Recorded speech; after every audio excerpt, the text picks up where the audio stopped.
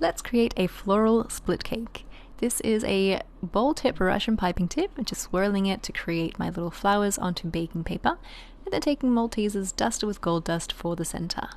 Freeze them for a good 3 hours, and then take half cakes that you've cut in half, and then assemble them onto a cake board. You can see here that the cake board is also the same shape as your cake.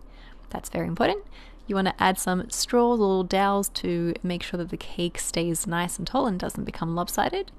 Create a crumb coat, pop it into the fridge to set, and then create a final layer of frosting. Clean up the top, or you can leave the raised areas on the sides completely as they are without removing them.